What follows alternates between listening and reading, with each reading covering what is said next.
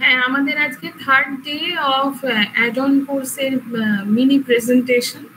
3 নম্বর দিন যেখানে স্টুডেন্টস প্রেজেন্ট করবে এবং সেই গ্রুপ সি যাদের যে সব ছেলেমেয়েরা গ্রুপ সিতে আছে 10 জন ছেলেমেয়ে তারা প্রেজেন্ট করবে এবং তাদের টপিক হচ্ছে mindfulness and habits to create mindfulness, মানে মননশীলতা এবং এটি গড়ে তোলার নানা অভ্যাস। ঠিক আছে, মানে হাউ টু ক্রিয়েট মাইন্ডফুলনেস। তো এটার উপরে আমরা আজকে শুনবো ছেলে মেয়েদের কাছে। এবং প্রথমে আমাদের দোলন ঘোষাল 6 সেমিস্টার, ও প্রেজেন্ট করবে। দোলন, তুমি তোমার পিপিটি নিজে প্রেজেন্ট করবে না আমি করে দেবো? ম্যাম আপনি করবেন। আচ্ছা, কোথায় দিয়েছো বলো? আমার ডিজিসি ফিলোসফিতে দিয়েছি, একবার প্রথমে দিয়েছিলাম, ওটা দেখবেন না, মানে আরেকবার দিয়েছি ওটা 28 এপ্রিল দিয়েছি। আচ্ছা, হ্যাঁ আমি পেয়েছি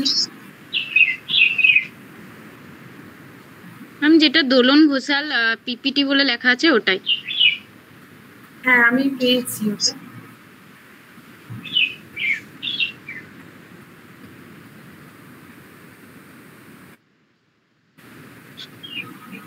শেয়ার শেয়ার হচ্ছে, দেখতে পাচ্ছ?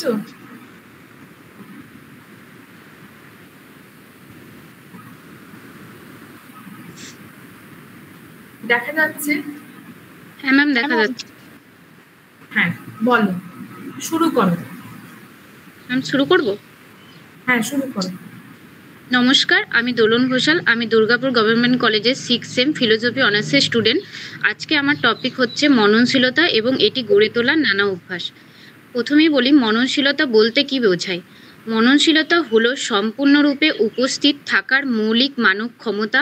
আমরা কোথায় আছি এবং আমরা কি করছি সে সম্পর্কে সচেতন এবং আমাদের চারপাশে যা ঘটছে তাতে অতিরিক্ত প্রতিক্রিয়াশীল বা অভিভূত না হওয়া।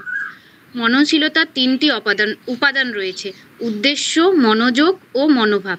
উদ্দেশ্য হচ্ছে সচেতনতা গড়ে তোলার জন্য বেছে নেওয়া। মনোযোগ হচ্ছে বর্তমান মুহূর্ত, সংবেদন এবং চিন্তার প্রতি। মনোভাব হচ্ছে সদয়, কৌতূহলী এবং বিচারহীন হওয়া।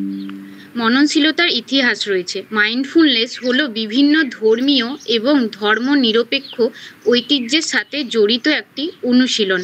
হিন্দু ধর্ম এবং বৌদ্ধ ধর্ম থেকে যোগব্যায়াম এবং সাম্প্রতিককালে অধর্মীয় ধ্যান, মানুষ হাজার হাজার বছর ধরে মননশীলতা অনুসরণ করে আসছে, তা নিজে থেকে হোক বা একটি বৃহত্তর ঐতিহ্যের অংশ হিসাবে।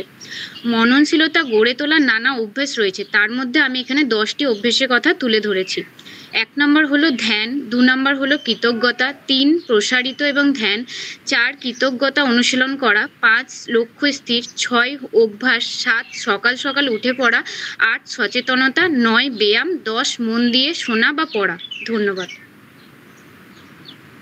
বেশ ভালো দোলন, ভালো বলেছো, কিন্তু তোমার কাছে একটা আমার প্রশ্ন, সেটা হচ্ছে কৃতজ্ঞতা মানে মননশীলতা গড়ে তোলার নানান অভ্যাস যে বলেছো তুমি, সেখানে কৃতজ্ঞতা আর কৃতজ্ঞতা অনুশীলন করা, এই দুইয়ের মধ্যে তফাৎ কি? কৃতজ্ঞতা যখন আমরা কোনো কিছু মানে করলো, কৃতজ্ঞতা স্বীকার করা, আর ওই সেই কৃতজ্ঞতা অনুশীলন করা বলেছো। কৃতজ্ঞতা একবার বলেছো, আর বলেছো 2 নম্বরে বলেছো, আর 4 নম্বরে বলেছো কৃতজ্ঞতা অনুশীলন করা। এই দুইয়ের মধ্যে কি কোনো পার্থক্য করছো? হ্যাঁ, কৃতজ্ঞতা হচ্ছে একরকম মানে সেই বিষয়টাকে নিয়ে কৃতজ্ঞতাও স্বীকার করছে, আবার কৃতজ্ঞতা বোধ আর আরেকটা কি সেই বোধের বোধ?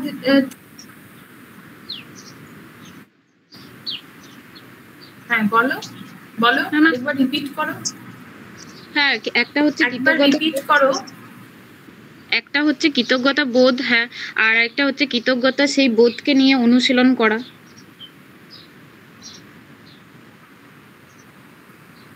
আচ্ছা, ঠিক আছে ঠিক আছে। নেক্সট, দোলনের পরে কে আছে? দোলনের পরে অপরূপ